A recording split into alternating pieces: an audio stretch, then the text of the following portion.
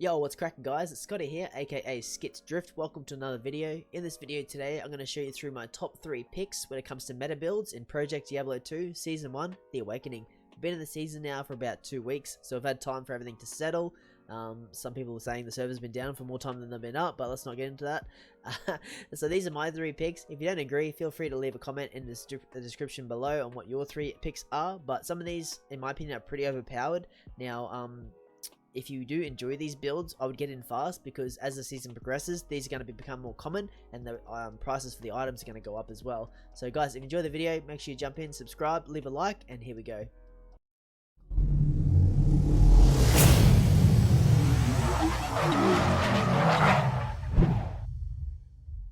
Alright guys, welcome back. So the first meta build that I want to talk to you about is the Golem Mancer via the Necromancer. So extremely overpowered build, very good in a party as a support player, but also very good solo. It's a very good build to start if you're new to Project Diablo 2 Season 1 The Awakening and you're just trying to get into a build. You might not have a lot of gear or anything like that. Good thing about the Golem Mancer is you can pretty much just sit back and let the golems kill everything, because you are pretty self-sufficient with your low resist curse, with your amplified damage curse. Don't really have to worry about immunes. It's a very good solid build to start the season with. Okay, that's why I've started with it as my number 1 meta build. So first of all, let's talk about the skill trees. So I'm going to pop up the skill trees on the right hand side there. We're going to be focusing on the summon skill tree and also the curse skill tree, obviously. Now we're going to put 10 points into our curse mastery, which is the first overpowered thing of this build, is it lets us run 2 active curses at once. So we're going to max out low resist, we're going to max out amplified damage, which is going to give us the maximum amount of damage that we can do. When we go over to the summon tree, we're going to be maxing out our fire golem. Fire golem is a personal preference for myself and Hemo. This is what we prefer. You don't have to follow this example, but a few reasons why. So fire does physical and fire damage, and also has a Holify aura, which does AoE damage. So it's going to help kill the lower HP monsters as we progress through, and it's just going to have clear speed really. Second thing we're going to do is we're going to max out our golem mastery, which is going to basically give us 5 golems. So it's going to be your summons, and then you're going to have about, depending on what level you get to obviously, but you'll have like 14 plus skill points left over, so you can put them into one of the other golems to help boost your fire golem damage. Pretty simple build guys, very easy skill point layout. With your stat points, pretty simple as well. You just want to put as much strength as you can to equip all your items, and then you're going to put the rest into vitality. So that's pretty much it. With your mercenary, I would recommend running the Act 5 mercenary, because you're not really going to benefit from running any of the other auras, and maybe you might get away with the Act 1 running meditation, but you're not really gonna, you know, bow wise, you wouldn't run like a witch wild or something like that that's gonna proc amp damage, because you already have amp damage.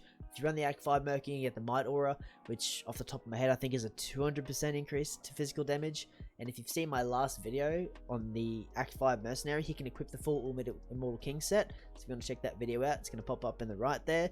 But yeah, so that's it guys. I'm going to fade away now and let you guys enjoy the rest of this chaos run. I'm going to leave some timestamps as well in the description, so if you want to skip through to the next meta build, you can. I'll see you guys again soon.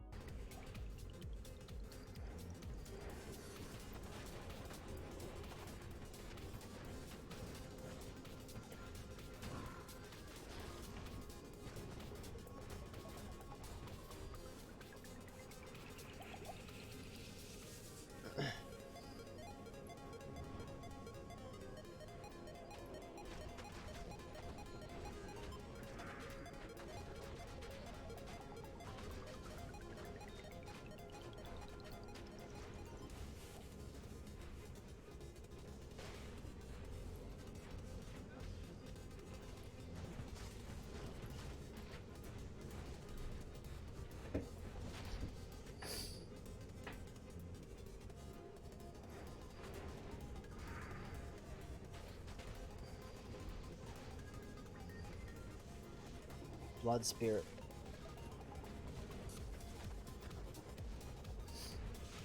Hopefully tonight we can run some maps.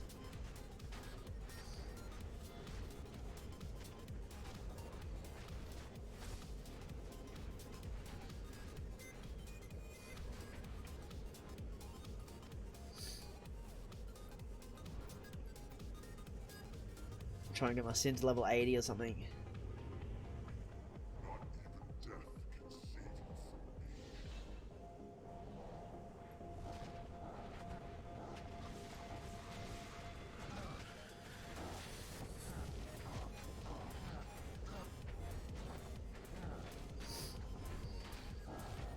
This will be really good, once I get 99 breakpoint too.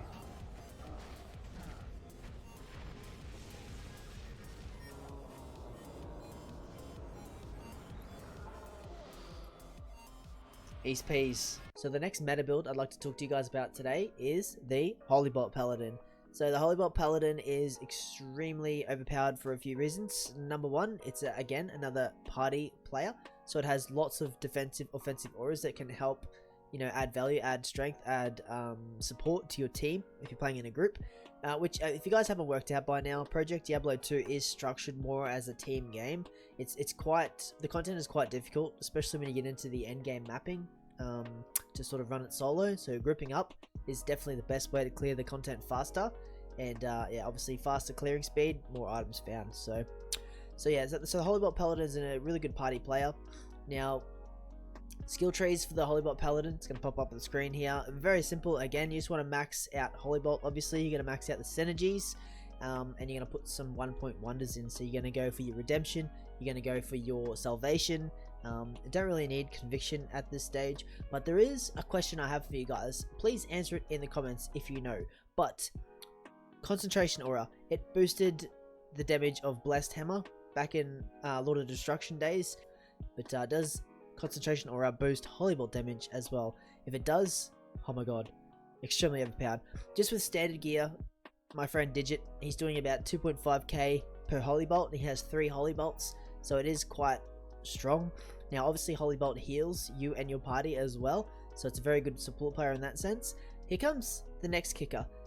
What would you guys say if I told you that the Holy Bolt Paladin can do Ubers solo? Yes, that's right, you heard me right. I don't actually have a video to show you, but I do have, well, I have seen the video, but I couldn't get it to show you guys. But what you need to do is you need to set up a mercenary, so you can set up either Act 2 or Act 5. I haven't physically tried Act 5, I've seen it done with Act 2, and equip your mercenary with, so if you're going to do Act 5, you would use a Colossal Sword with an E-Death, and then you want to sort of get as much Deadly Strike, as much Crushing Blow as you can with equipment. Again, you can equip Boots, Gloves, Belt, so it's going to make you really strong, and then you're going to stand behind your mercenary, and you're going to smash him with Holy Bolt. And then if you're fighting Mephisto in Uber Tristram, you're going to use Salvation Aura as well to help bring up his resistances, and then you're going to chuck on some Absorb as well just to help support him. But yeah, you can solo Ubers really easily with the Holy Bolt Paladin. Really good group player. So that is my number 2 meta build.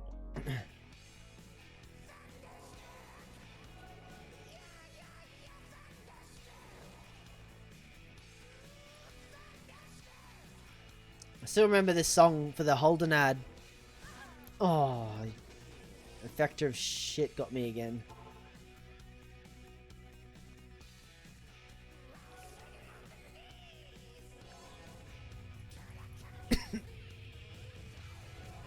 I don't know how I'm dying. I only have minus 75 fire resistance. Quick, quick, quick, get behind the rock.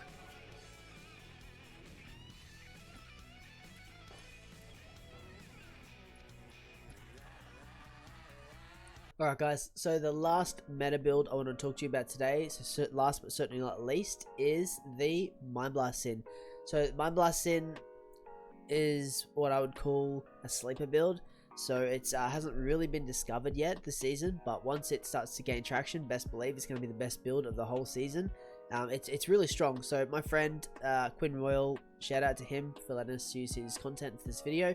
His Mind Blasting currently at the filming of this video does 8,000, so 8k damage with Mind Blast, and it does 10k damage with Psychic Hammer.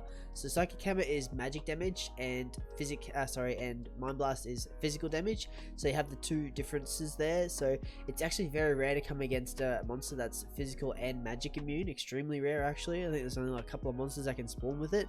So skill tree wise, we're gonna pop it up on the screen there. So you only have one skill tree to focus on. It's very simple. That means that any skills that you get, just get Shadow Disciplines, and it's going to add maximum damage to your build. So I think one Shadow Discipline GC will give you approximately like 500-600 damage. So yeah, really big boost to the skill tree. That's why Shadow Discipline GCs are going to go up through the roof. Another best item that you need to get, I'm going to pop it up again on the screen here, is your Shadow Killer. So they're an ethereal indestructible weapon. Senpei has made some changes to the weapon this season, so they've added, I think it's 2 to 4 skill, Shadow Discipline skill levels can spawn on this weapon. So if you get 2, you can dual wield, so you get 2 plus 4s, that's plus 8 skill levels to Shadow Disciplines. So that's a huge damage boost, plus it has 20 faster cast rate on each weapon, and it has 15 mana per kill each weapon as well. So imagine having 30 mana per kill, and your clearing speed is insane with the Mind Blast in. So you want to aim for 102 faster cast rate with this build. It's pretty easily achievable, just running some faster cast rate rings, an amulet if you can get it, the Viper, the 2 Shadow Killers, some faster cast rate gloves. Once you start getting a bit of currency up, you can run an Iraq as well. The only disadvantage I think with this build is the defense is very low, and also your resistances can be quite low as well. So that's where the skill points come in. So we're going to pop the tree up again. So what you want to do is you want to focus all the rest of your points into Fade. So Fade will boost your PDR percentage, so your physical damage reduction percentage. It's also going to boost up your resistances. So really good skill to invest the rest of your points. You will have quite a few points left over, so dump all the rest of your points into that. That's going to help boost it up.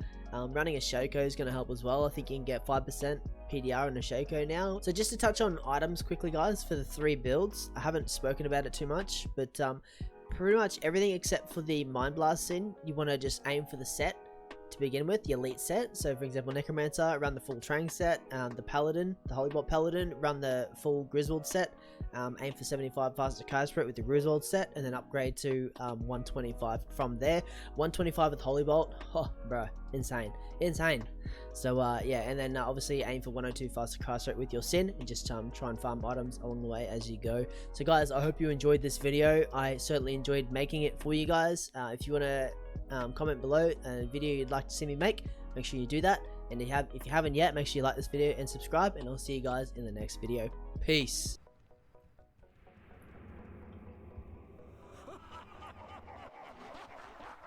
I'm gonna see this. Go see this. See how fast you can make light work of Bale.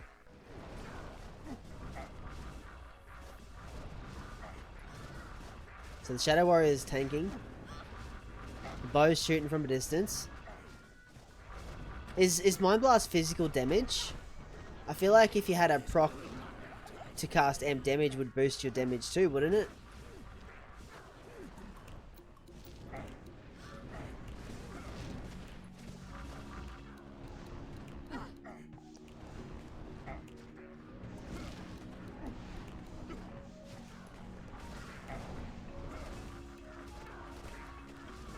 Using Psy Hammer now. I've like used all my pots trying to stand here and tank Bale. Psychic Hammer is magic. Okay, so you don't have to worry about immunes either, because you can switch to Psychic Hammer. 9.8k Psychic Hammer.